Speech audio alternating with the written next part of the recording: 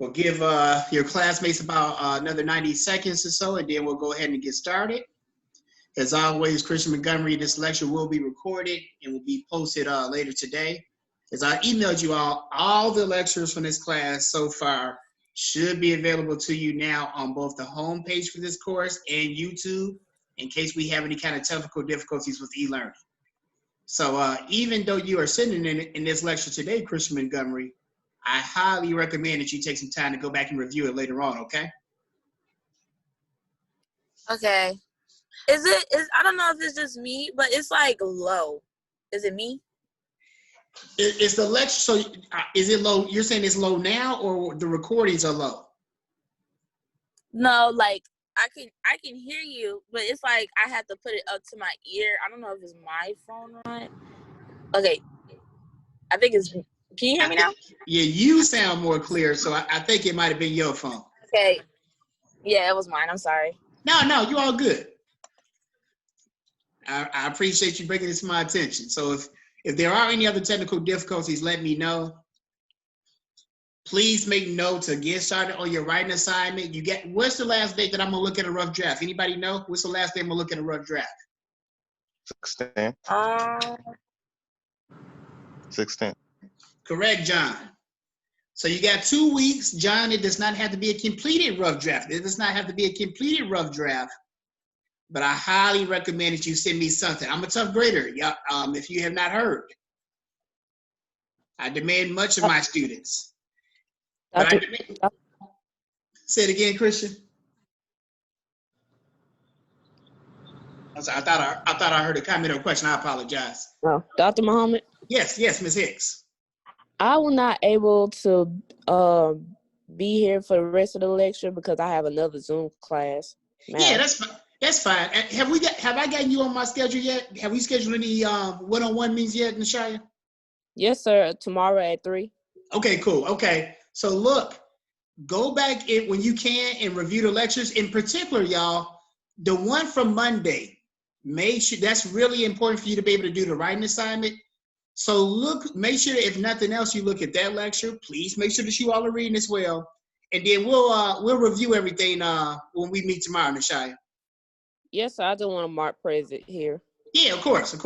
And I'm never gonna mark you absent just because with COVID going on, it's everybody, like, we got too many people in different places, and I know that everyone cannot be on the Zoom link at this time. So no worries on your attendance.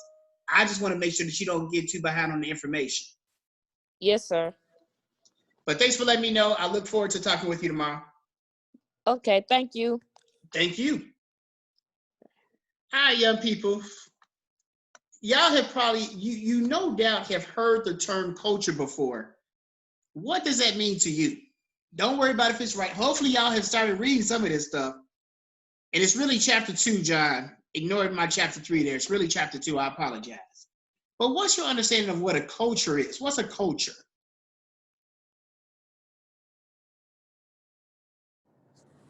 It's like the way of life. surroundings, of like a certain group of people.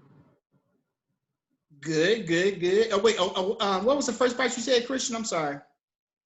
Like the surroundings. Good. John, did you want to add anything to that?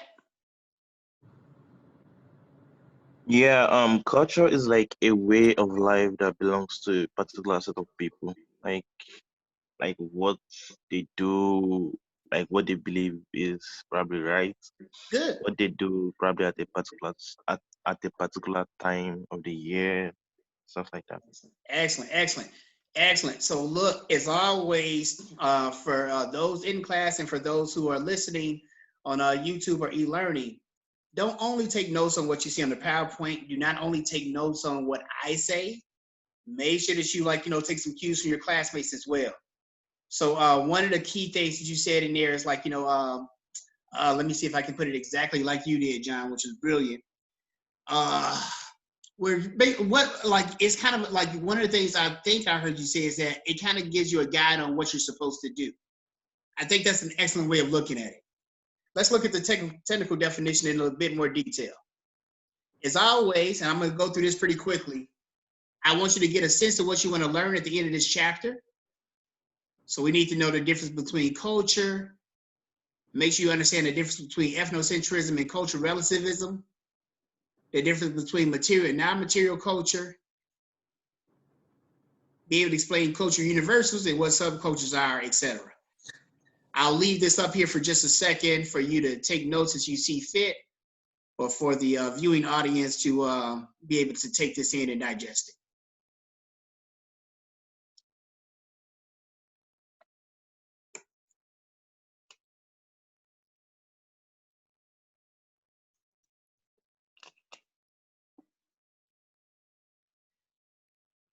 And with this, John, so before you came in, Christian, John and I were talking about, some of the things on Cengage.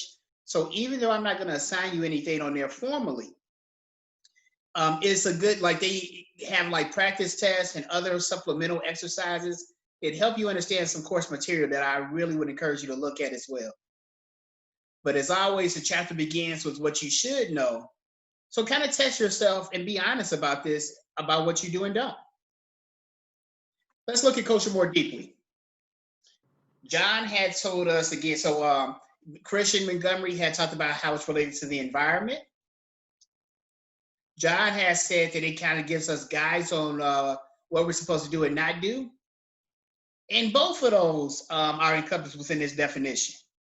But the formal definition includes the language, beliefs, values, norms, behaviors, and even material objects that are passed from one generation to the next. You don't come into the world with your culture already. You have to be born into it, and it has to be provided to you. So language, for example, many people will believe that, that it is something biological or natural that allows you to be able to speak English. It's a result of the culture.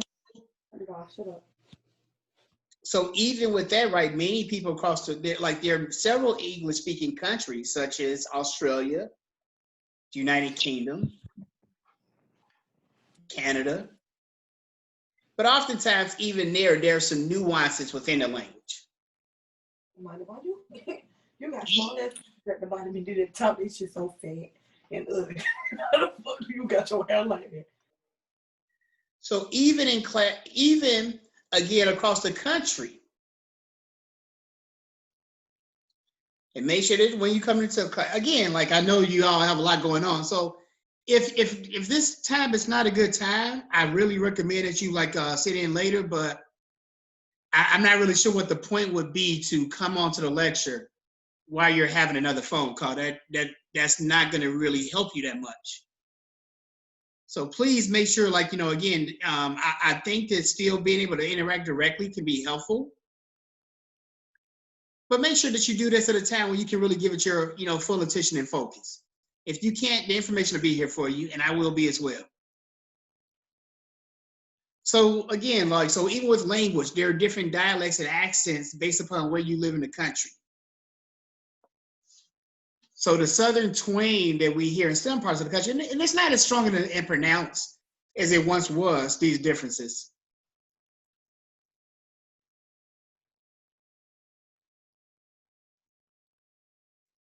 But these still are passed down for generation to generation. Beliefs, again, so this is a core component. I think the hardest part to understand about culture is related to beliefs. And we'll unpack this more in a moment. Keep in mind all these components of the definition, young John.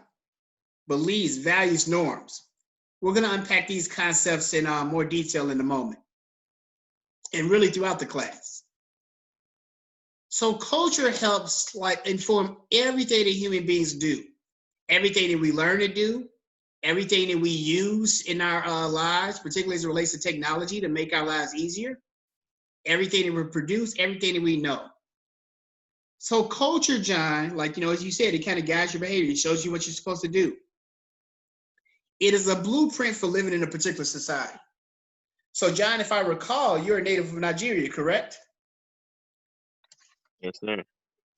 How long have you been here in these United States now? 2 years. Excellent. So I'm sure, even though I would imagine, like, America's, a global culture these days. So even when I've been on the continent, I've been able to, like, see American movies, TV shows, music, and all that. I was struck by, I was in Cape Town a few years ago, and the young African kids there, John, they were singing Kendrick Lamar word for word right along with me. That being said, I'm sure that there are some differences that you have encountered since you've been here, correct? So, and I don't mean to put you on the spot too Yeah. much with this. I don't mean to put you on the spot too much with this, but I think it can be instructive. What are some things that you have seen in America that we do differently that's very different from what you're accustomed to? Anything at all? Um, okay, so for example, in Africa, specifically Nigeria, so when you wake up in the morning as a child, if you see your parents, you probably have to like prostrate as a boy or kneel down as a girl. That is like the culture. That's like the way of respect in Nigeria. But Excellent. here they don't do that. So, Excellent. so that's like our culture. That's our own way of treating elders in Africa. That's a really good example, actually. So, like, look, every culture has family. Every culture has parents. The way that we are expected to behave and interact with our parents is oftentimes very dependent upon the culture that we come from. Be mindful, young people. No, there is no one universal right way of doing things. There can be a right way of doing things for you. So again, John might live in America for, like, 70 more years, and he may always prefer his cultural norms. He may still follow his cultural norms, particularly in some places where you live, like, so like, if you lived in Detroit, Michigan, for example, John, like, there's a large Nigerian population there. So I feel confident that, like, a lot of your traditional foods, religious practices, customs, you can still probably interact with some of those and engage in some of those. In rural South Carolina, it might be a bit more difficult. So culture, again, it's a blueprint for living in a particular society, Maisha. And this is important because, much like John, I promise you, Christian, in your career, you're probably going to either like travel out of the country on business, or even be sent somewhere to work for a specific amount of time overseas somewhere. And one of the things that's really important with that, Christian, is to ensure that you have a cultural understanding of the place that you're interacting with. Otherwise, you might make some mistakes that could be harmful to you. We'll come back to this definition. Keep it in mind. Are there any questions so far before I move on from this particular slide? Any questions or comments? Okay, cool. Again, go back and look at this. This is going to be very important, John, for everything that we talk about. So all creatures, right, have basic biological needs that are essential for survival. We need to eat. We need to use the bathroom. Sex is a biological need. We need, obviously, to breathe. We need to drink water. We cannot survive without these things. Give me 1 second. I see a comment here in the chat. Oops, my bad.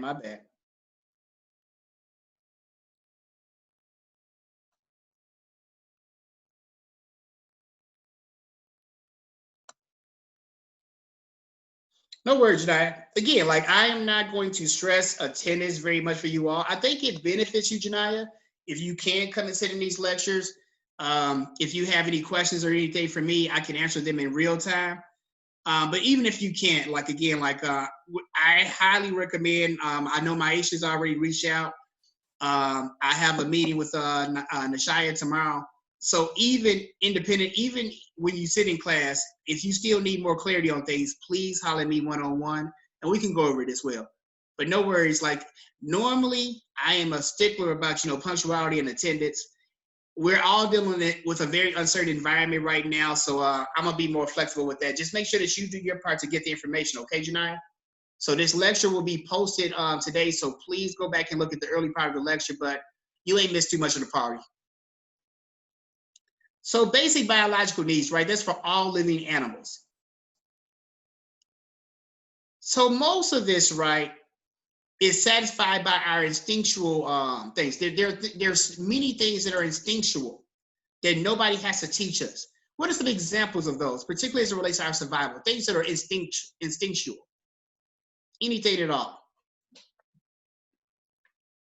Come on, y'all. Anything. Emotion? Nope. Like, Nope. no? Well, what do you mean? Be more specific. For the most part, no. Like when you grow up as like a child, like you get angry or like you get sad and stuff like that. That's not really taught, is it? Great point. The emotions themselves are not taught, but we get socialized into how we're supposed to express our emotions. So, for example, right, there are like people who like, so for in our society, it's changing a little bit in our culture. Let me be more specific. Boys are socialized very early on that boys aren't supposed to cry. So in some cases, we can kind of, and obviously that doesn't mean that boys don't still get sad, but if you're told you're not supposed to feel a certain way, a lot of cultures do not. So keep that in mind. Like, so those responses can somewhat be natural, but even that, a lot of it is taught. So what are some things that are instinctual? Things that are natural, particularly as it relates to survival. Okay, so in Africa, there's something called native languages, right? So wait, say it again, John. I said there's something called native language in Africa. Mm-hmm. So you like they don't teach native languages, like it comes within, like you probably have to watch some people say it, then after some time you like understand that okay, this is the meaning of this, and then you can speak it yourself. So like it Okay. comes from within. Okay. So somewhat that definitely is a relevant point. We want to think about things that are universal. Instinctual things, like, so again, if this is true in one animal, we're talking about that it's true in all human animals. I'll give y'all a quick example.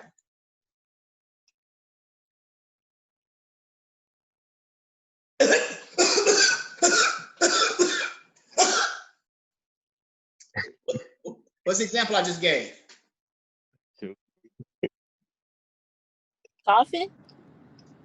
Yes. The choke reflex, Christian, is natural. You don't learn to do that. So there's a reflex that something that's naturally embedded in us that makes us choke. The purpose. So why do you think we choke? What's the purpose of that? Just so God could laugh at us? What's the purpose of choking? It's a way to push whatever like is choking us back up. Exactly. And that helps your survival. You don't have to learn to do that. You go come out of the womb being able to do that. So even a little baby, you give them some, and that's a way, particularly when babies can't communicate, that's a way to communicate to others, is a natural way to communicate to others that something is wrong. So your choking reflex, your gag reflex, is why, like, again, if you try to stick finger, like, so don't be doing this, Christian, but some days, like, if I went to, like, get out of going to school when I was in high school and elementary school, I might, you know what's going to happen eventually? You throw up? Yes. Like, Mom, I threw up. It's all over the floor. Oh my God, I can't go to school today. This is awful. I was feeling just fine a minute ago, but Mom, you see to throw up. You can't send me to school like that. Come on now. But in all of us, at some point, it ain't natural just to keep on growing. So your body's going to naturally react to that for your protection and survival. What's another one? Natural, instinctual. Breathing. Good, excellent. You ain't got to learn to do that. What are some others? Make it easy. Don't overthink it, young people. It's natural to eat for your survival. What if you don't have any food around? What are you going to do then?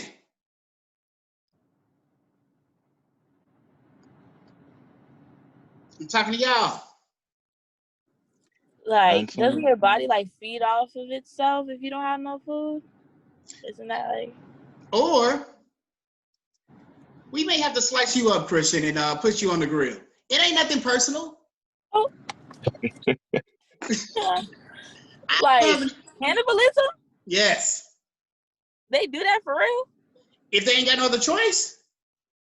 Oh, well, I heard we taste like chicken anyway. Yeah, I can believe that. You probably know from firsthand experience, but we're not, since we're cultural relativists, we're not going to judge you, Christian. If you want to go around eating human beings and stuff, I mean, you know, assuming that they're deceased already, don't be murdering nobody to eat them, Christian. That's not cool. I won't do that. But yes, if you had no other choice, like you might start to eat yourself. Like y'all have seen stuff where people will like, you know, have to drink their own urine and things of that nature. If they have no water, human beings survive, man. Like that, like again, even if sometimes you don't want to, we force survival. Like again, there's something embedded within us that we did not have any part in making that, like, you know, enhances our survival. When we sweat, why does that happen? Why do we sweat? It's natural. Our body is hot and it's isn't it like giving off like cold pores or something like that, so that we won't dehydrate. If your body gets a too high of a temperature, again, your chances of survival decrease dramatically. So the sweat is a natural thing to cool us down. So these are all things that are natural, instinctual. Nobody got to teach them to you. But the vast majority of things that human beings do, we have to learn. So what are some things that we take for granted that we have to learn how to do? Walk. Excellent. I was hoping somebody would say that. Good. So what if nobody teaches you or socializes you how to walk, Maisha? Do you think that you'll learn? Absolutely not. You won't. Again, we take it for granted because, again, like, look, it's no problem at all. I'm walking right now. It's easy, right? I could do this. I could do this all day. I can do it backwards if y'all want me to. But the struggle to do that many, many years ago was very real. Again, we had to learn. We made all types of mistakes. We bumping our heads up against stuff. So somebody, again, had to be guiding us as little children, Maisha, like holding our hands and kind of like guiding us along. You're observing other people, Maisha, moving around very quickly. You up here crawling around on the carpet and stuff. Everybody else is up. So you see them, you're like, wait a minute, how come I can't do that? All right, I'm finna try. Boom, fall down. But by observing people and by having a teacher help you along, you develop those skills and it becomes easy. You never have to think about them ever again. What are some other things that we have to be taught? And particularly think about things that we're learning 3, 4, 5 years old. How to talk. Ladies first, John. How to talk. Good, excellent. So again, like verbal skills. This is why we cannot learn that by ourselves. So we'll start to like, you know, communicate certain things, but if you do not have somebody teaching you, it's not going to go beyond a few like, you know, well-developed grunts, gestures and things like that. So language, and of course, just being around almost any human, you're going to learn the basics of your culture's language. Obviously, how much your language gets developed is going to be dependent upon the people that you're around. So Christian, like, you know, Christian, you seem to be able to articulate yourself very well. All of you all can, quite frankly. Like that didn't just come naturally. There was somebody around y'all that kind of forced y'all to do that. No, so you probably were told, as I was, Christian, no, say the word correctly. We don't say aunt, Kareem, even though I would with my friends. But when I was at home, yeah, it was expected. It's expected now. Like a little kid, like the grandkids, they can't be coming to my parents' house talking. What? I'm like, you better use your words. So speaking, give me one more that we have to learn. Let me take this back. Tell me something that's essential for us to be able to thrive in our current culture, in 2020 culture. What are some things that we have to learn to thrive in this culture? Because Maisha said here, right, that there are instincts that are used for our survival. Human beings want to go a little bit further than just surviving, though. So what are some things that we have to learn in 2020 culture to be able to navigate it fully? Don't overthink it. You have to read, write, and like through time, you have to advance in that, right? Yes, absolutely. This was not necessarily the case in the late 1800s. Hell, in the early 20th century. Hell, in much of the 20th century. I talked about my parents stressing education before. My father, Christian, still does not have a high school diploma. As I think I told you before, though, he's made good money in his life. He stays in a six-figure home that's paid for. But he was able to do that in a culture that's very different from now. That would be very tough for him to be able to have those same type of outcomes, John, in 2020 culture. Hell, it's hard. I have a PhD. It's going to be hard for me to do that. So people coming in 2020 with only limited education, it's tough to do that in the culture. So again, let's go back to our definition of culture very quickly. Thank you all for indulging me here. John, it is a blueprint for living in a particular society. It's a blueprint for living in a particular society. So in 1940s and 50s America, having formal education might not necessarily be the only way to make it in society. And it's still not the only way to make it now. There are other ways. Don't let anybody tell you different. But it's increasingly difficult, Christian, without formal education in 2020 culture. Y'all think that y'all get sick of school now. Your children and grandchildren are going to have to go to school way more than y'all, because the culture is going to demand that we learn more and more. Again, the culture guides our behavior, John. It's a blueprint for a particular society. So it's not like I didn't go and get educated. You all, again, are very bright and intelligent. It's the only reason you're in college because of how much you love to learn. Is that the only reason you're in college? No. No. The society demands, Janiyah, that college is more and more necessary for our society. There are jobs and careers that are very specialized that we need you all to do. And Christian, it takes a while to learn how to become a doctor. It takes a while to learn how to become a lawyer. It's going to take a little while for you to become a computer science expert, John.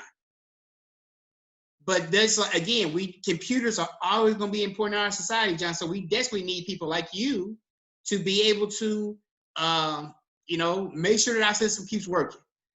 Our culture totally shuts down if the computers do. So we need people to service them. Believe you me, in this job, y'all work is incredibly important. So you all have probably heard, it's a false debate, Janiyah, but has anybody ever heard the concept of nature versus nurture, nature versus nurture, nature versus nurture, nature versus nurture? If so, can you summarize this for me real quick? Nature versus nurture. Don't worry if you get it wrong or not. Nature versus nurture. Come on, y'all. Y'all have heard this before. Talk to me. You probably got to unmute yourself.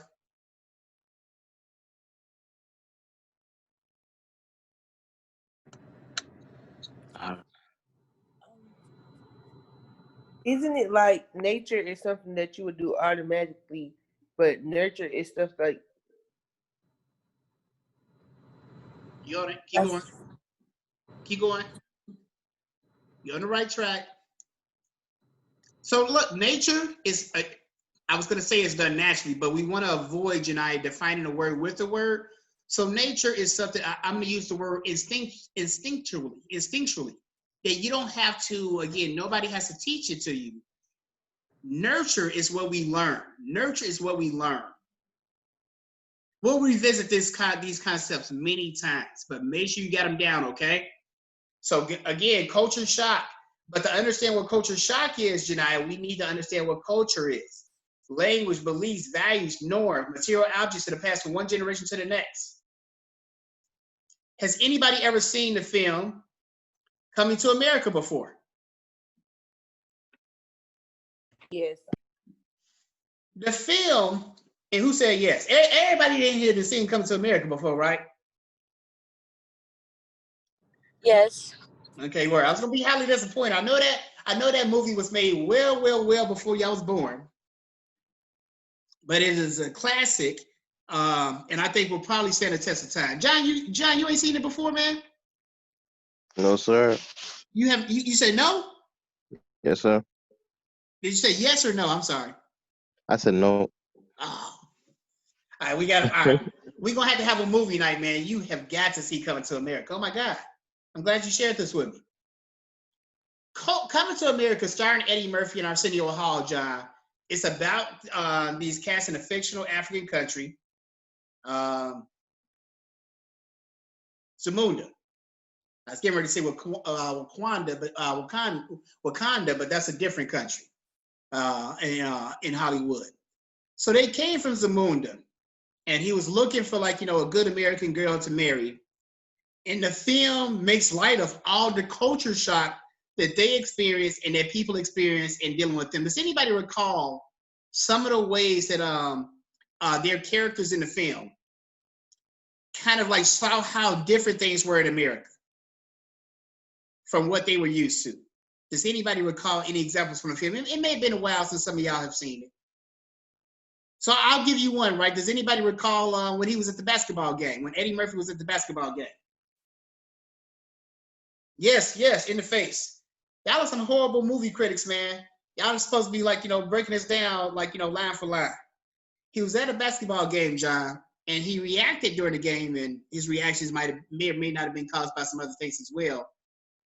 But he was again, he did not fully understand the sport, and he was cheering in places where other people were not cheering, and didn't fully follow what was going on because at that time, I think this is more nuanced today, where you have a lot of African cats that are in the NBA.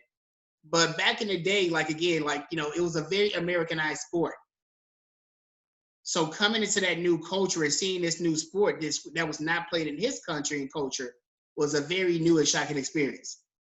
Can anybody think of any other examples from either that film or that you may have seen in another movie? Has anybody besides John left outside of the country before? Has anybody ever gone outside of the country? On a cruise? Where did you go, Christian? Cancun.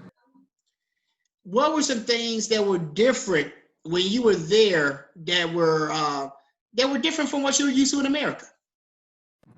I saw a lot of people they built their houses out of the stuff, the trees that were around them, and it was really cute. They really made some big houses out of that. Excellent, good. That's an excellent example that in almost every country that you go to, the architecture will be very different, and even the materials that will be used, and the expectation of how people even get housing. Good example. Any others from Christian or anyone? Well, what culture shock speaks to, and listen to the word itself, shock. Maisha, what this speaks to is that in going to any new culture, and I'm assuming that Christian was there on vacation, but in going to any new culture, it's an adjustment. So in John coming, from the motherland to, here in these United States, I have no doubt that there were some adjustments that he had to make. Much like when I have been able to travel the world, there's been all types of adjustments I've had to make. So responding, and again, right, particularly where Americans are very self-looking, meaning that we don't always take into account and appreciate how much differently everybody else in the world lives from us. And we expect for everyone here, 5 minutes after they get off the plane, to adjust to all of our cultural norms and fall in line. But that's a very difficult process.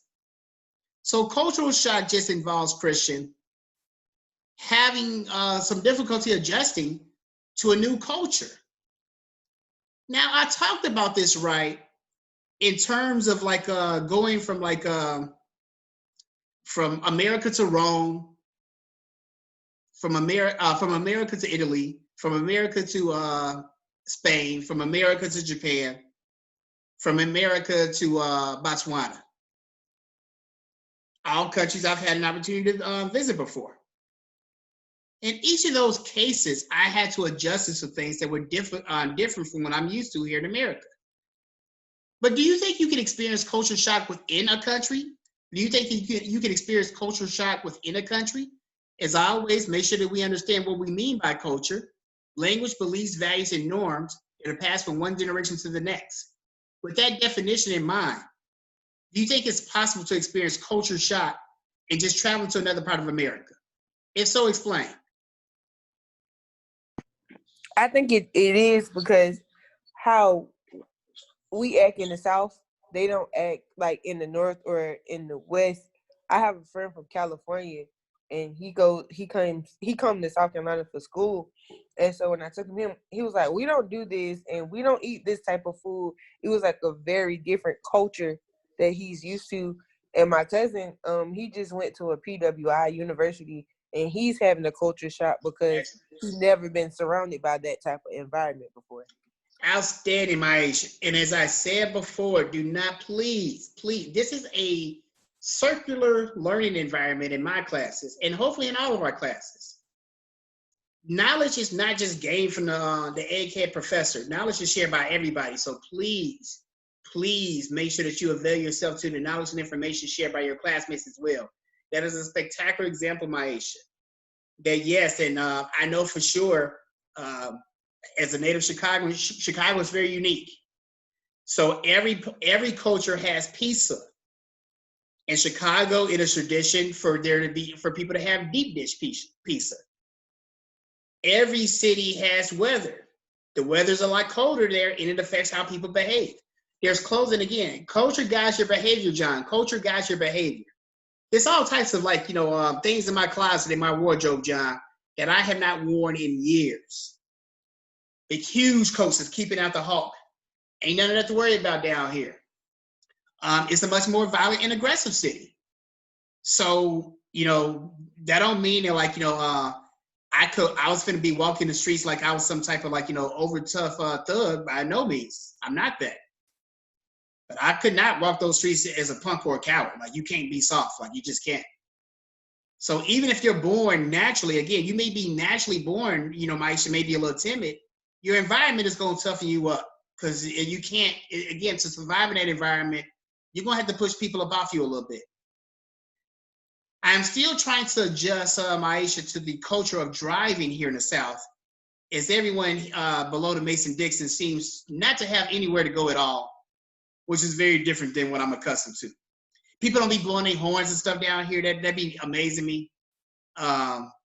I remember very vivid because ironically, I kind of experienced culture shock at times, and now that I've been down here, almost 10 years, that I experienced some levels of culture shock when I go back home. It takes me a while to readjust to how people drive up there, because everybody's boom, boom, boom, boom, boom, very aggressive. So we can definitely experience culture shock outside of our cultures, but within our cultures as well. On Friday, we're going to begin by talking about ethnocentrism and cultural relativism. I need you all to take some time to get read up on this early part of chapter 2, and be ready to explain this for me in a little bit of detail when we meet on Friday. Are there any questions or comments before we close for the day? For the assignment, the writing assignment that we have, do we just we can just give you the rough draft in the email, or we can schedule another individual meeting? Great so question. that we can discuss it. Great question, Christian. We're going to do both. Email me your drafts first, and then I probably will reach out to you to schedule a meeting so that we can talk through the revisions in more detail. Great question. And please, again, it does not have to be a completed rough draft, Christian, wherever you're at in your development. So, Janai, if you just want to write a couple of paragraphs to kind of get yourself started, I'll look at that.